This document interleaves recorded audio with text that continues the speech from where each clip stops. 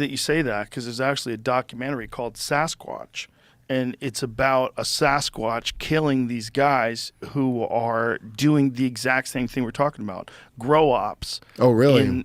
In the Humboldt area, in the mountains up there. Yeah. And they murdered these guys, these cartel guys, and blamed it on Sasquatch. Oh, yeah, because that... Yeah. It's a good fucking documentary.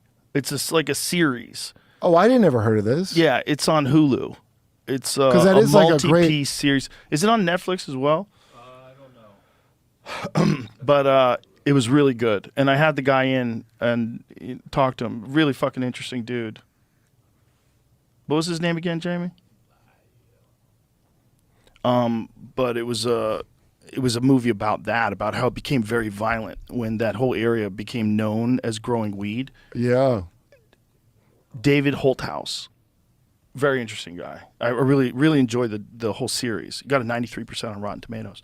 It's really interesting because it's like the whole thing changed from this like hippie thing to everyone's armed. Yeah, right. And people are getting killed. There's like drug wars going on. Yeah, right. But you're already invested in the land. This is your business. Yeah. You're not going to let people take it from you. And then everything escalates. And then you have fucking shootouts up there. This sounds like how the Scooby Gang explains the fake Sasquatch. Like they would have got away with it. I think at one point in time there was a Sasquatch. And I think it's proven.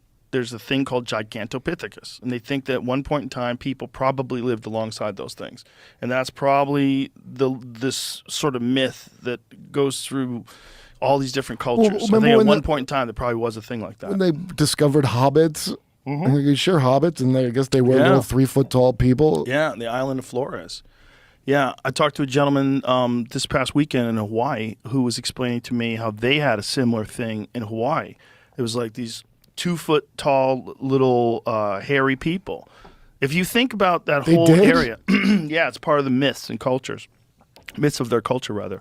And I don't want to say myths, I should say legend, because it probably was real. At one point in time, somebody probably encountered this little thing that we know for sure existed alongside people. Yeah. And it existed on the island of Flores, and they think it existed in other places. They called it the Orang Pendek. There's like different names for it in different parts of the world. But now that we know it was really a thing, all those stories about people seeing them back in the day were probably real. Because I thought the Flores ones, they hunted like little elephants, something adorable.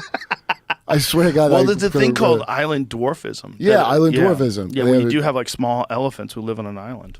Yeah, they would have the team of them would take down a tiny elephant. That's the sweetest. Sweetest little murder. You know that wildebeest thing you showed me? If they were little ones, that would be adorable. Dude, you know how wild that would be to watch? Chibi animals going down. Because if they were using tools and weapons, they were hunting things. How wild that would be to watch them. How first of all, how fast do you think they were? Who, the people chasing them? 2-foot tall people? Well, the thing is, it's just scaled down, so they don't have to be fast. They just have to have longer endurance, right? Yeah, but they're living in the jungle. Dude, they got to be fast. Yeah. Well, I'm sure it's sped up. Comically is how I imagine. Like a monkey. I imagine Benny Hill music in the background. I wonder, like, what a human, if you went back to the original human, like the earliest version of the anatomically like current human being, whatever that was, whether it's 500, 700,000 years ago, whatever it was. Yeah. I would love to see what that dude looked like when he walked around. Like, what was that like? What did they do? Like, what was a day in the life of one of those? Imagine following one of those guys. Yeah. Imagine being in a time machine where you could just exist in a bubble that no one could see, and you could follow around some dude living 900,000 years ago. How fucking wild would that be, just to imagine that this guy, just figuring out you could bang rocks into the shape of a tool, that this guy is one day going to pilot an airplane, that this guy's... I'll bet it's a lot like, do you ever watch like Alaska Wilderness People? And if it's not a reality show there, clipping it together, it's probably real dull. You ever see reality shows made? Right. It's just hours of, so you'd spend hours watching everything, but you'd want someone to aggregate the interesting parts to you.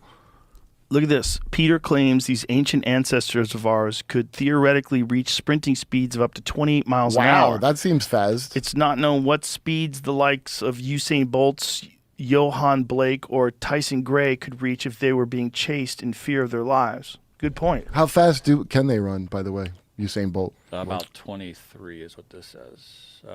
Suggests a group of humans are capable of running up to 23. Yeah, this guy found some footprints in Australia and used those as. Didn't they find some footprints that they just discovered like way older than they thought in Spain?